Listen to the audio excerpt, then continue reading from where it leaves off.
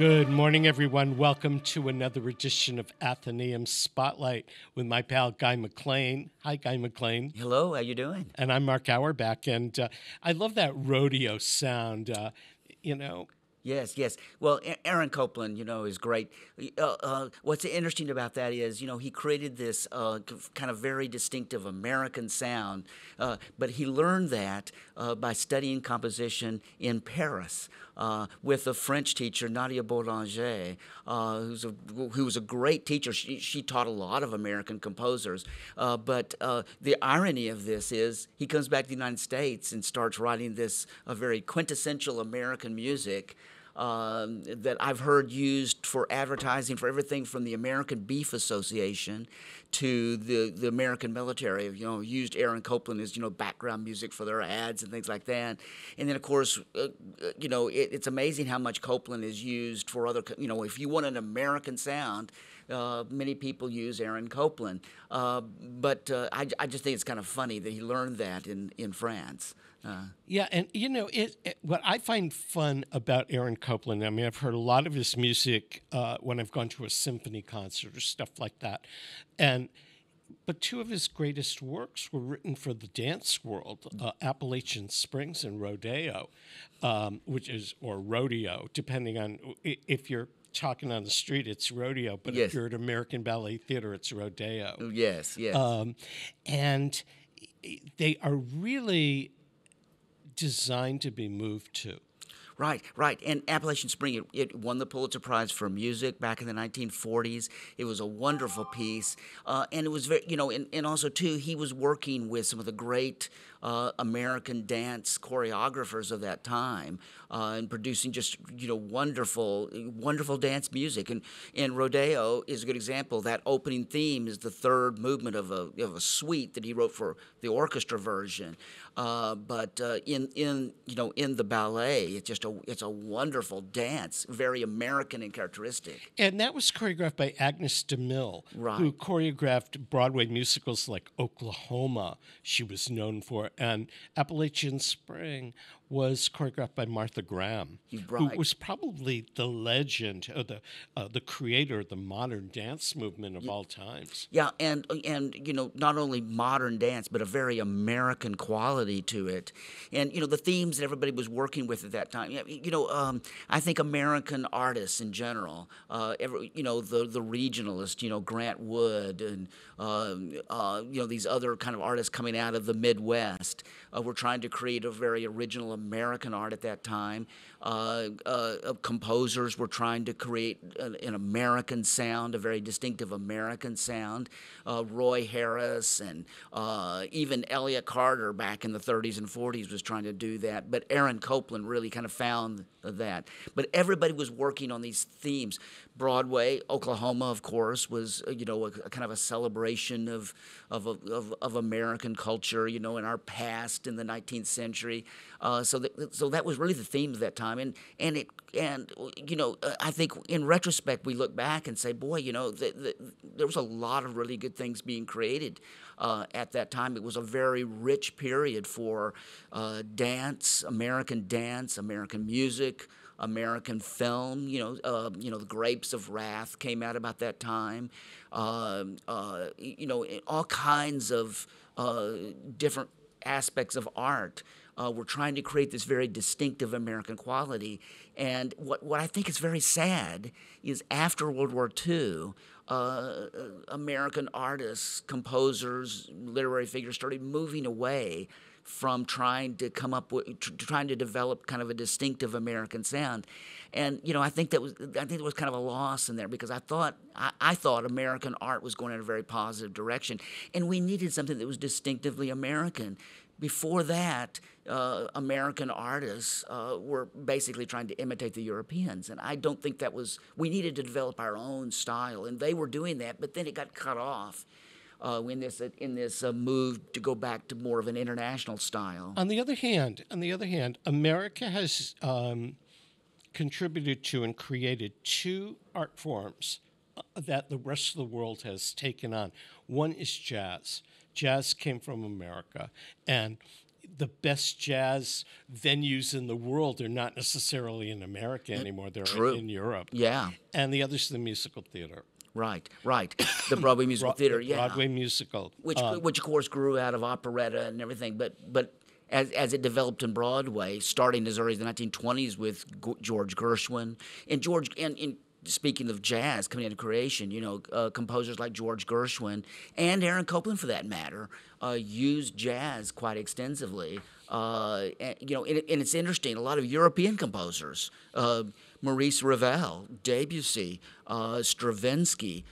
Stravinsky wrote a piece called "Ragtime for 18 Musicians." And other pieces like that. Ravel wrote a wonderful piano concerto that's very, very jazzy in quality. So even Europeans were picking up on the American art form of jazz. And this is still going on today. I think one of the most interesting composers working today is V.J. Iyer, who grew up in a family that immigrated from India. But he grew up in upstate New York near Rochester. So he developed this, he became a jazz musician. He's now a professor of composition at Harvard, and he is combining jazz. He's a jazz pianist himself, and in the jazz world, he's known as a jazz pianist. But in the classical music world, he's known as a composer. But he's combining jazz and certain classical music trends, and I think doing really, really interesting work. Another very interesting composer today doing similar things is Tishan Sori, African-American composer. He teaches at Princeton. He's a professor of composition at Princeton. He's also doing incredibly interesting work. So that tradition continues, but it really started with Copland, Roy Harris, other composers in the 30s and 40s who were doing really interesting work. And I think this is a really positive trend that we see going on now. There's another element that's interesting because of movie music. The composer John Adams, not the president John Adams, the composer John Adams, which I think is maybe America's greatest living composer right now, wrote a couple of pieces back about 10, 11 years ago called film noir pieces based on, another kind of original art that came out of America right after World War II was film noir. These kind of dark detective stories and things like that. And there was a very distinctive music that the movie composers wrote for those films. Well, John Adams, a classical music composer, has incorporated that kind of sound into some of his recent pieces. When you mentioned John Adams, I don't know why my mind segued, but Bernard Herrmann, who wrote some of the best film scores like Vertigo, yes, and Psycho and everything. I've been listening to some of his music that was re-orchestrated for symphony, for the symphony, because a colleague of mine asked me to put together a film music kind of glossary. Yes. And the other morning, I was listening to his string quartet for Psycho, the movie with the Bates Motel and all of that, and some of that film music and stuff. When you start mentioning some of the stuff that John Adams wrote or Bernard Herrmann wrote, some of the stuff is amazing. Well, and here's another irony of this very distinctive Hollywood sound. The sound of these early composers, and my favorite is Erich von Korngold, who grew up in Vienna, was very much in that Viennese tradition of great composers, all the way from Mozart and Beethoven, Brahms, Mahler, Gustav Mahler, all these great Austrian composers. Well, Korngold grew up in that atmosphere, that environment, and actually wrote some wonderful pieces in Vienna before he came to the United States. Just started writing film music. And so the irony here is people like Bernard Herrmann, Korngold, several others were writing this very interesting kind of which we now think of as Hollywood film music, but it comes out of Austrian classical music of the late 19th and early 20th century. You hear the sounds of Brahms and Zemlinsky and Bruckner and Mahler in the music of Korngold, especially, and yet that's now associated as being Hollywood film score music. I think it's another one of those ironies, along with Aaron Copland learning to developing his American sound in France. So, what's going on at the Atheneaum these days? I mean, I see the scroll through my Facebook with all the classes and the lectures and the art exhibits and everything else. You guys are real busy this fall. We sure are. We've got a great exhibit going on right now of the works of Laura Radwell, paintings of Laura Radwell in the art gallery. We've got another great show coming up in it's going to run through November and December. The art of Frank Cressati. Frank Cressati is a very interesting artist. Grew up in Westfield. Now lives in Southampton, and he taught for many years at Holyoke Community College and taught other artists in the area. And he does some really original work. So this show I think is going to be very interesting because in a way it's almost going to be a retrospective. Because he's been working for 40 plus years, creating very interesting art in a variety of ways. And some of his art, he goes back and forth between kind of a representational style, where you can see figures and such in his work, to very abstract work. He's done recently. He's done these paintings that are just layers of newspapers, and the print kind of bleeds through all these layers he builds up, and they're actually very colorful, very just kind of very textural works. And so I think that's going to be a great show for us. So we're really excited. The art gallery is really, we're putting together some great shows. People are coming in to view these shows. It's become really very popular.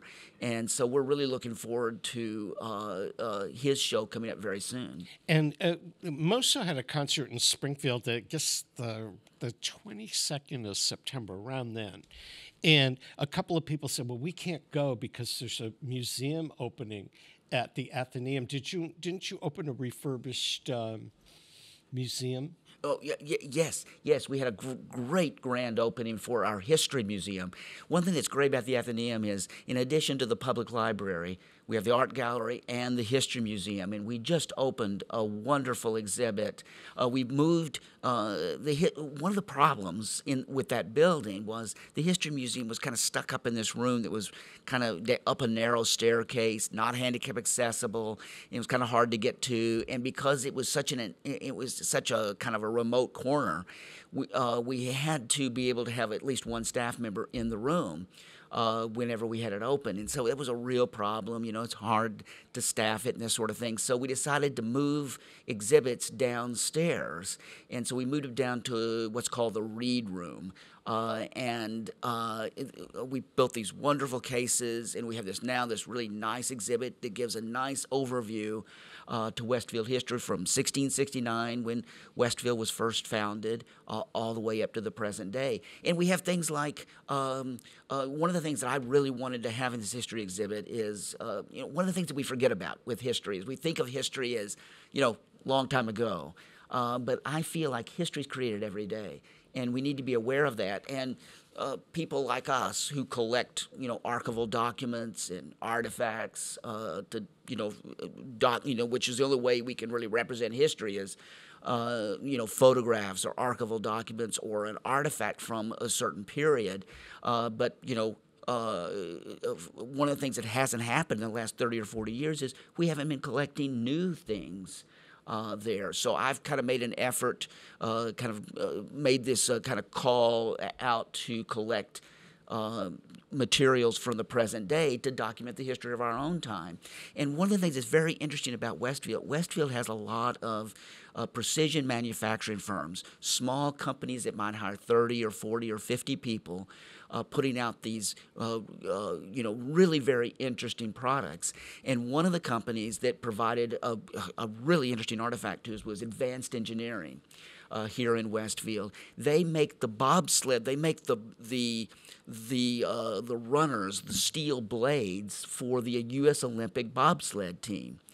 And they gave us one of these steel blades to exhibit in the history case. So here's a product that's being made today that shows what's being manufactured. People think that nobody manufactures anything in the United States anymore. Well, it's not true. And Westfield has several companies making very advanced products, and they work closely with the U.S. Olympic Committee to design these, meeting all the specifications and the requirements that the bobsled team wants and this sort of thing. And we have this on exhibit in the history exhibit. So we're really excited to have new items as well as things going back to the colonial era in this exhibit. And I know that you have a wine tasting up and coming for the holiday season. Absolutely, on December 2nd. Everybody should mark that on their calendar because this is the best party. This is the best holiday party in Westfield. I'm convinced. It's a great event. Last year we had about 130 people at it. We had a great time. We had a raffle, and people could see the art and exhibits. This year they'll be able to see the history exhibit and the art exhibit, as well as get a chance to try some really great wine that's provided by Phipps Liquors here in Westfield. So that's going to be a lot of fun. I'm looking forward to enjoying some of the different wine choices they bring. Well, I'm not sure if we're taping another Atheneaum Spotlight before the wine tasting, but I think you should bring some in for us to taste, don't you think? Maybe that's a good idea. I like that idea. Yeah. We need to sample the different wines ahead of time, right? Exactly. Just try them out, yeah. And so how do people get tickets for all this stuff? All they need to do is come to the circulation desk at the library. You can get your ticket there, or as of November 1st, you can buy tickets on the website too. You can just go to our website, and there's going to be a little button there. There's a little button there that says, buy tickets to the wine taste. You just click on that and put your information in, and you're all set. You've got your ticket. Westath.org. Absolutely. I remember this now after Very good. doing this show for a year. Yeah. I sort of remember that. And you've got it. I find all of my information about what's happening at the Westfield Atheneaum online at Facebook, where there's a very prominent presence. All day long, on my feed, there's either a class being offered or information on how to get technical advice or where to get ballots to vote, or all kinds of information just scrolls all day long from the Westfield Atheneaum. Yeah, we try to, in addition to our website, we try to provide a lot of social media information out there on our classes, and in some cases, information that just is, like voting. We've got a whole section on that that's really, really very good for anybody who needs information on how to register to vote or things like that, where to go the polls. We try to provide that information each time an election year comes up. We try to provide that information. How many people, by the time year end of December, how many people can you guesstimate have walked through the doors of the Atheneaum either to check out a book or go to an exhibit? How many people visit every year? Well, last year, which we run on a fiscal year that runs from July 1st to June 30th. So last year, what was called fiscal 22, which which just ended a couple of months ago, we counted 117,000 people who came through the doors of the Atheneaum. We average, every day we're open, we average 390 people per day coming into the Atheneaum for all kinds of reasons, classes, checking out a book, the traditional, just going to the book, use the computer, or go to go see the art exhibits, go see the history museum, all those activities. 390 people every single day is our average. And you've done some really phenomenal kinds of programs to get people in the door this year. Under your tenure, the major art exhibits that have been there, and you produced a chamber music series, and you've had other kinds of events to get people not only from Westfield but the region. Well, I thought, of course, the pandemic was a factor in this, and everything was kind of closed down. You couldn't do a lot of that, but I felt like when I started that the Atheneaum is really the cultural center of Westfield, and it's a great resource because it has an art gallery and in a really nice space. Artists love it, love to exhibit their paintings there. We have this history museum as well as the public library, and I just felt like there was opportunities to build all these things up, make them much more active, and then also programming. There's a real need for educational activities for people who maybe they're not going to college or not going to school, but maybe they need help using computers, developing a resume, all those kinds of things. So we've tried to build up a variety of programs, food programs. Nutrition is really important for health, and especially after what we saw from the pandemic, we realized that things like diet can be very, very important in helping people with health. So we ran a whole series. We just finished a whole series of nutritional programs for people, and I think a lot of people really benefited from those programs. We brought in experts to address all kinds of issues like that. So we're always looking for informative programs that people can utilize, and we try to make as many of them free as possible. But we are developing some programs, that you have to have admissions tickets to, like our chamber music series.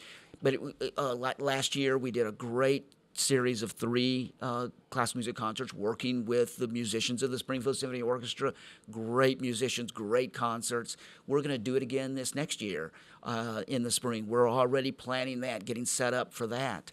And I hope we can continue to do the chamber music series.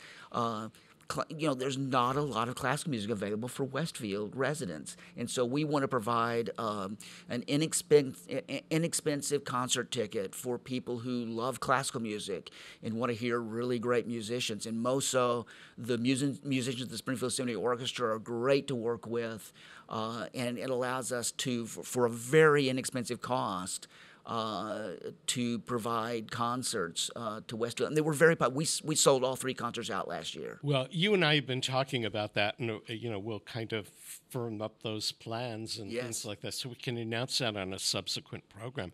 We're going to take a break to acknowledge our underwriters. So when we come back, we are going to chat with the folks from the Berkshire Museum. Have you ever been to the Berkshire Museum? I have, yeah. I've walked by it because it's next door to the Colonial Theater, which is run by Berkshire Theater Group, and it's down the street from Barrington Stage.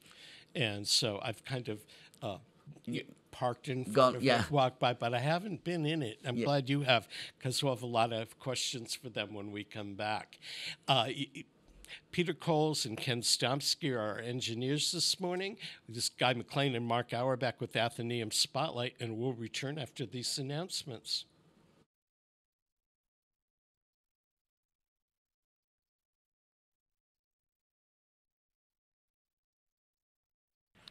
Underwriting for WSKB's community radio programming is brought to you in part by R. Levesque Associates. They are offering landscape architecture, civil engineering, environmental permitting, and land surveying. RLA is a second-generation company devoted to excellence in the planning and design of outdoor spaces. On the web at rlaland.com or at 40 School Street in Westfield. Underwriting support for the community programming of WSKB is provided by the Greater Westfield Chamber of Commerce, the voice of business for the Greater Westfield communities. Informing, educating, advocating, the Chamber provides opportunities for members to make meaningful connections on local, regional, and state levels. For more information on the Chamber's many events, workshops, and programs, as well as the benefits of membership, visit westfieldbiz.org. The Chamber focuses on the most important economy, yours. Hi, this is Harry Rock, host of Rock on Westfield every 4th Wednesday at 8 a.m. Tune in for my view of this place I call home. Community Radio 89.5 WSKB. Live from Studio 120 at Westfield Technical Academy, this is WCPC Channel 15 and 89.5 FM WSKB Westfield. Welcome back to Atheneaum Spotlight, everyone. I'm your co-host, Mark Auerbach, here with Guy McLain. I don't know how many of you get up to Pittsfield these days, and you should get up there because over the last 5 to 10 years, Pittsfield has kind of reemerged as a cultural center. Its bookends are Barrington Stage in one part of town, which is one of the best regional theaters around, sending shows to Broadway and all of that. And on the other side of the town is the Berkshire Theater Group and the beautiful Colonial Theater. And again, Berkshire Theater Group sends a lot of shows all over the place. They both have great international reputations. And in between is the Berkshire Museum. It has been there for years. They have a brand new executive director, Kimberly Bush Tomio, a museum professional with decades of work in museums around the country, most recently spending 12 years at the Tyler Museum of Art in Tyler, Texas. Guy, you and Kim will have a lot in common because you're a Texan as well. Yes. And Kim, welcome to Atheneaum Spotlight. And I can't hear you. Yeah. Thank you so much for inviting me. Well, it's great to have you here. I know that you're new to the Berkshire Museum. What made you choose to come to Western Massachusetts? Actually, I visited Pittsfield many years ago as a guest at a wedding with one of my colleagues that I worked with at that time at the Whitney. He was getting married here. And I just thought it was absolutely beautiful and vowed to someday move to the area. So when this position opened up, I had been looking for my next directorship, and this was a perfect location, and the museum itself and the history of the city and just the whole Berkshires area was very attractive to me. What attracted you to the Berkshire Museum? What in your mindset before you arrived made it a place you'd want to work? Well, part of it is its grandeur of its age and how it's prevailed during all these decades, having opened in 1903, and having gone through recently some very stressful, financial, challenges that they had to solve. And the collections also were a testimony to just the dedication of those who gave to the museum to preserve history and objects and artifacts and artwork for the public. And the seriousness of the museum's focus for its future and the clear love of the institution of the area was a very, very much an attractive position for me. I just think it's amazing to be part of such a venerable organization in an area that is full of cultural resources, and it sits amongst some of the great, artists and musicians and, actors and stage set designers, dancers, the whole bananas here, basically. It's just a wonderful place to be. Well, and that's one question I have. Museums these days, especially coming out of COVID, coming out of the lockdown that, was very difficult for many, many museums. How do you see, basically I want to ask two questions. How do you see how you're going to go forward? Because, what I'm experiencing, when I'm talking to my colleagues, everybody's having financial troubles these days. How are you dealing with that? And then secondly, because I think one thing that's very unique about the Berkshires is that there's so much activity in the summer, with Tanglewood, with Jacob's Pillow, all the theater companies that are there. But the winter, it seems like everything closes down, and I think that's a real challenge for the museums in the Berkshires. How do you see dealing with that problem too? Well, it's definitely a seasonal issue, and historically, the museum has found that on beautiful days, very few people come. On cold, rainy days, we have audience. And so that actually, that time of year is actually beneficial for us. But there are, of course, all of these competition, experiences everywhere. Like the botanical garden during there's just tons of things happening. That is, of course, always a challenge for nonprofits like ours. We have to think forward over the next decades how we're going to maintain the museum's operations through these seasons, and also during periods of time that we are closed for renovations, like we have been recently, had done some renovations to the second floor and to the facility, and that impacts our audiences. So part of what our job is as the museum staff and myself is to just really keep the attention on the museum as far as it being here, available, and it may be not at all times if we're closed for some kind of facility project, but generally available 7 days a week, except for some holidays. And we do offer such a range of programs for little preschoolers all the way through seniors. So there's something for everyone all throughout the year. And then, of course, yeah. Yeah. A lot of our listeners and viewers are from Westfield and Greater Springfield areas, so some of them may not be familiar with the Berkshire Museum. What are two of the three things about the museum that you would want to mention to entice people to make their first visit? Well, there are a couple things that really stand out. One is we have a really wonderful installation and collection of like botanical specimens, and also live animal specimens that have been taxidermied over the 100 years ago until just, probably the last 70 years. Those things are on display for the public to explore. We have insect collections. We have, and all those things themselves are very attractive. And most of the material that we're showing are from our area. The installation is called the Berkshire Backyard. So you can look at flowers and, plants and all sorts of specimens that are from our area, and they're really fascinating. We also have a minerals and gems collection that is also on display. That's fairly robust. And then the second part, the third part would be our aquarium. We have an aquarium in the building that is one of our main attractions to families of all generations. So that usually brings in a lot of people, and then they explore the galleries while they're here.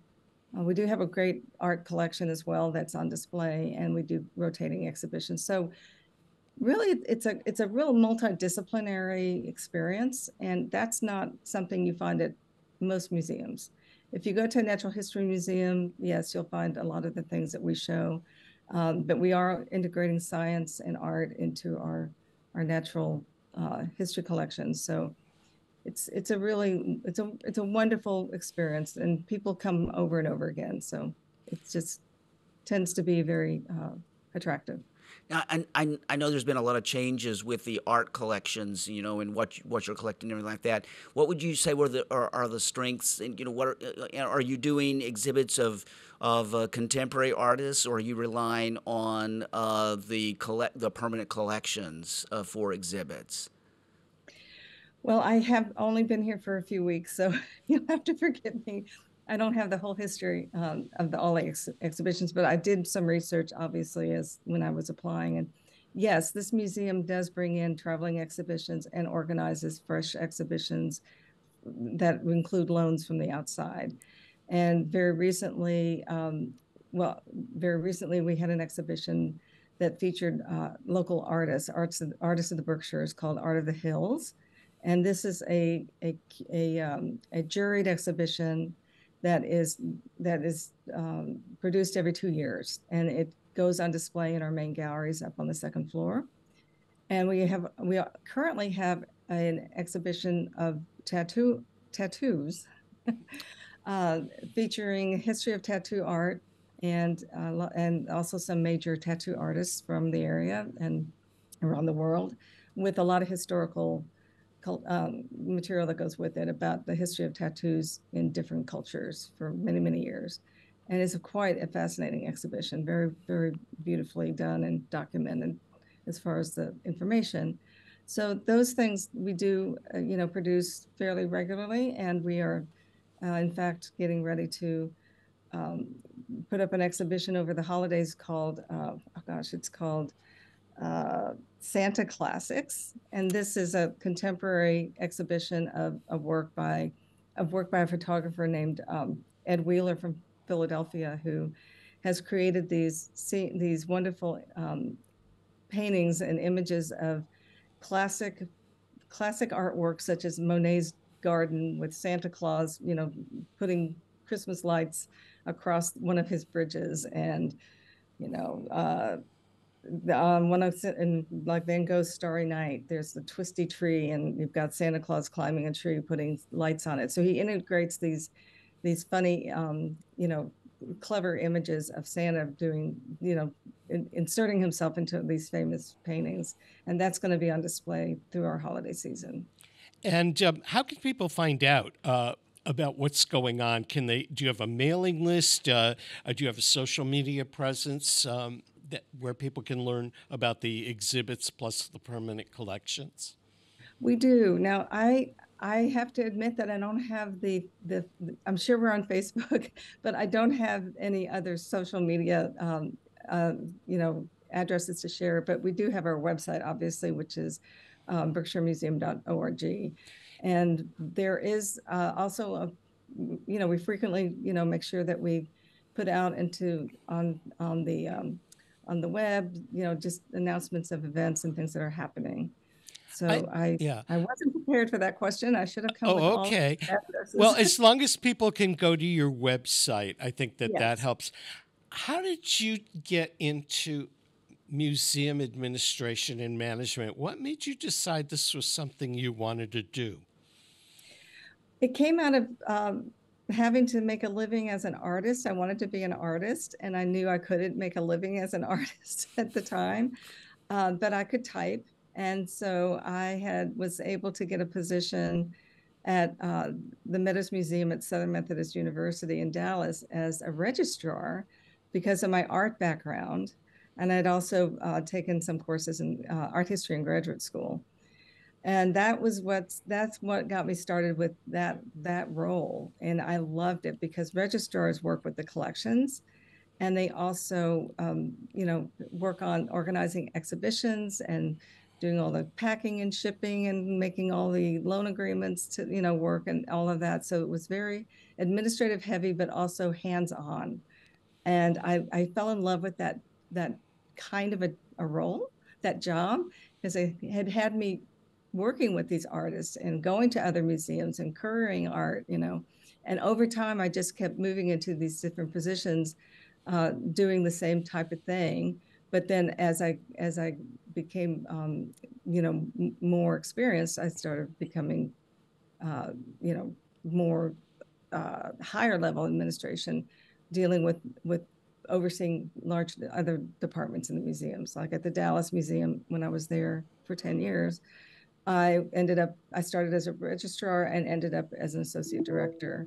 And that was due to just being promoted and given more opportunities for responsibilities that I was eager to take on. And then as I grew in my profession, becoming a director was the next step. So that's how I became a director. And ever since, I've really, really enjoyed that role. Although I took a hiatus after the Tyler Museum of Art in Texas when I went to San Francisco.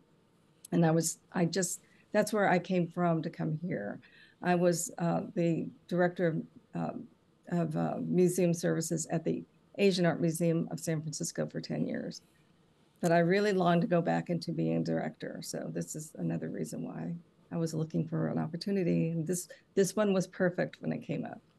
I have to ask you because I worked at the back in the 1990s. I worked at the Houston Holocaust Museum, and right when it was brand new, it was just opening their new building. I started I basically set up the library and archives and the oral history collection for the Holocaust Museum.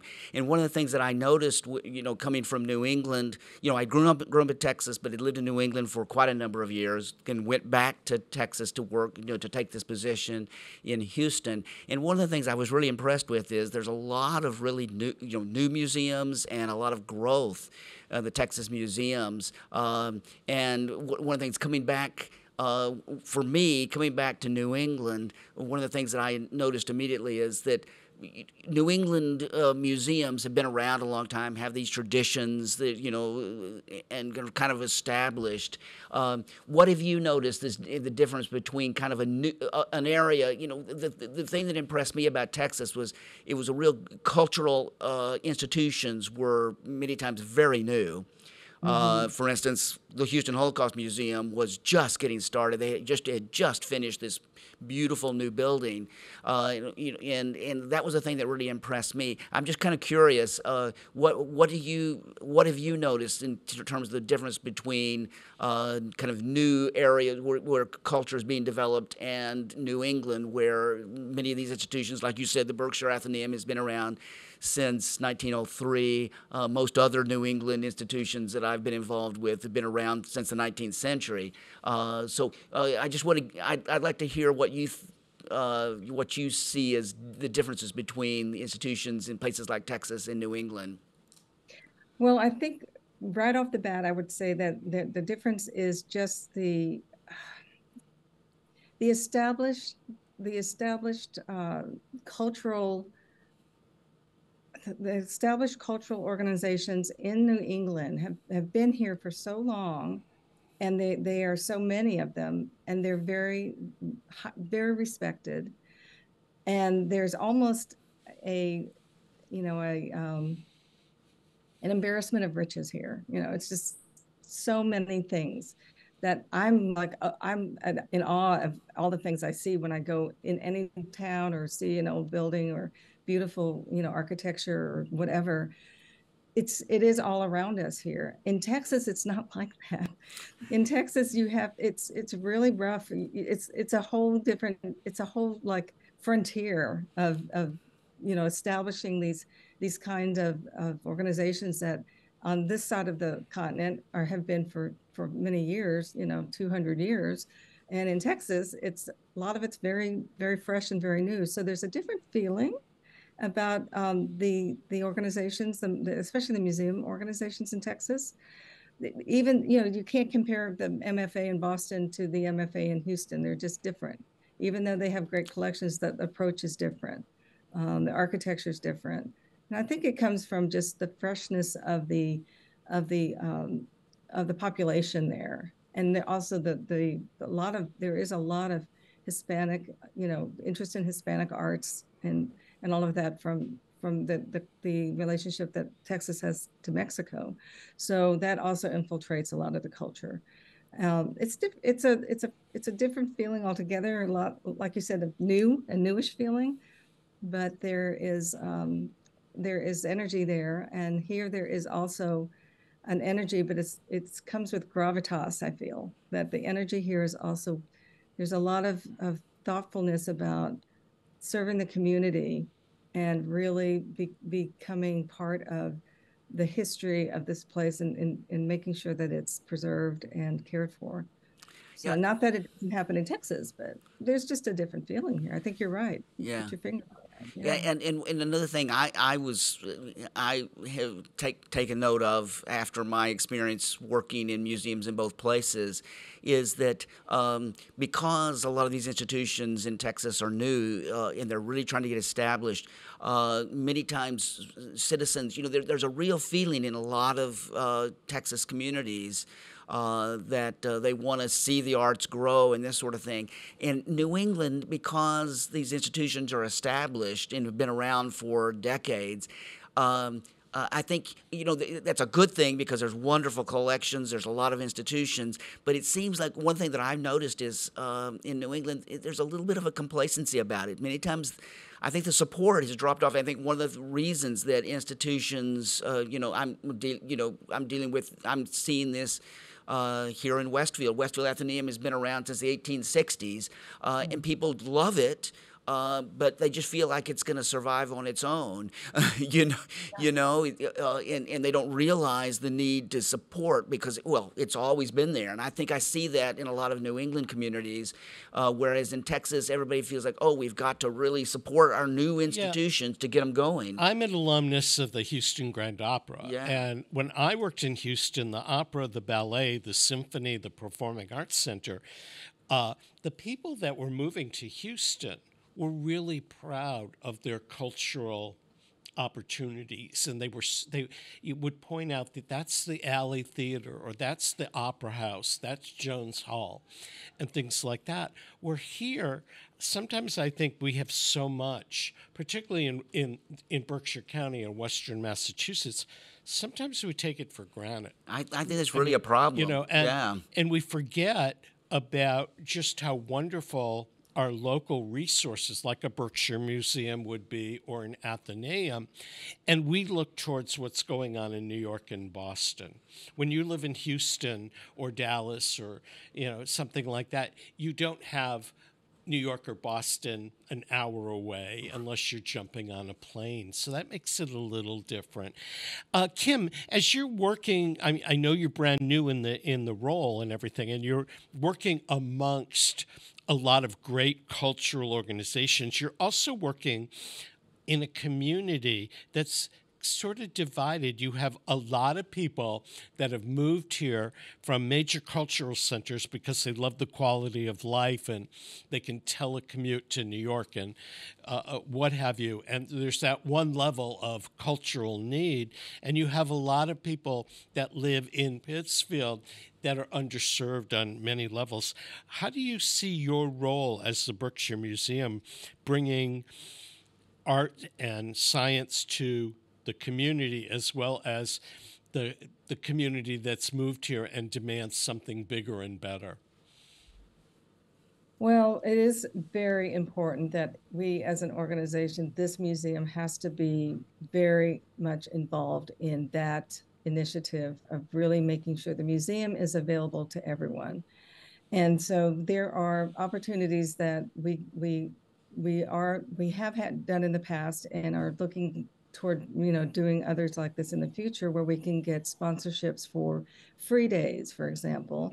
And often there's a program, there are programs for children that the children come in, they can come in free, or it has to do with the program and what we can do. But that's one of our things that we are looking at. We also participate in a program with the Immigration Center here, that we are one of the locations for new immigrants or anyone with an EBT card, that they can come to the museum for free or with the reduced admission.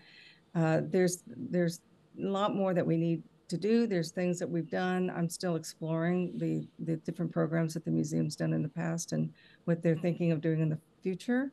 But that is where a really robust support of the museum through memberships and sponsorships and donations, all of that helps us make our programs and the museum more accessible and available to everyone. We of course do a lot of school tours that come through. That's really been really great. So there are a lot of avenues, and it does take work to get those things in place and also to get the word out. And I know that you've prior to your arrival and over the last year or so, there have been some nice partnerships that Berkshire Museum has done with other cultural institutions in the region. I know that Wham Theater did one of their new play reading series at Berkshire Museum. So I would assume that there are other collaborations that are going on among the Pittsfield and Berkshire arts groups.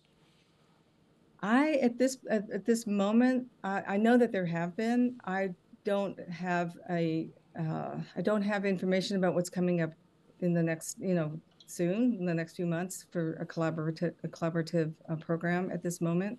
Other than we do these things like, well, actually we have this community pajama night, which is just about having people come and read books to children, and it's a celebration for family literacy month.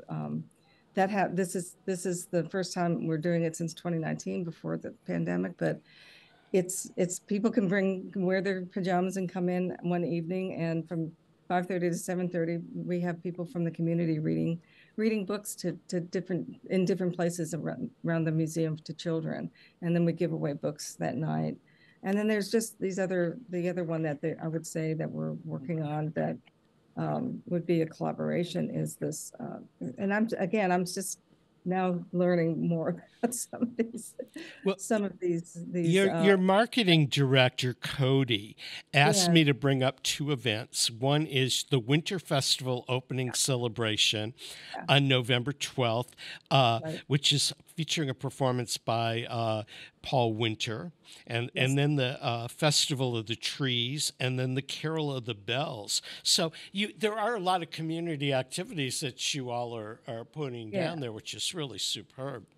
Yeah, but these again are they're just, you don't have to be a member. There are tickets that would have to be sold to attend, but it is not, this is just we're just doing these broad public presentations. But again, I think what you were referring to also is how we can find other ways to reach out to the community, the underserved community, and make sure that they feel welcome and that the museum is accessible, and that we can really, provide that experience that really has changed, that can change someone's life. And in fact, almost everyone I've spoken to since I've started this position has said they've been to the museum as a child, and they recall a lot of what they have, they saw then. And so it's really in the people's hearts. And that's also something that you referred to, that sometimes people take it for granted that it will always be here, but everything needs to be taken care of. And that means the building itself, the collections, and then making sure that the operations can continue. Yeah, so, yes. I hear that here in Westfield, the Westfield Atheneum. Is that kind of same way? You get that people went there as children, but yes, that's something that we hear as well. So Kim, we're out of time, but I want to thank you for joining us. We've been chatting with Kimberly Bush Tomio, the new director of the Berkshire Museum. Kim, hopefully in the coming year, we'll be able to take these programs back out on the road, which was something that we used to do before the pandemic. And I hope either some of your folks will come back and join us again on another program here for On the Mark and Atheneaum Spotlight, or maybe we'll have a chance to come up and do a program from the Berkshire Museum. That would be awesome. That would be awesome. And yes, and thank you for inviting me to share my initial experiences in Pittsfield, which I'm so far loving. And I look forward to meeting you in person. And yes, there are these great things coming up with the Winter Festival Solstice celebration and the Carols of the Bells. So these things will be on our website, and please check them out. Okay, thanks for joining us. And that wraps up another edition of Atheneaum Spotlight with Guy McLain. I'm Mark Auerbach. If you've missed a portion of today's program, or you want to share it again or watch it, it's available on YouTube at WSKB Community Radio's YouTube page. We'll be back in a couple of weeks with another Atheneaum Spotlight. Thanks for being here. Thank you.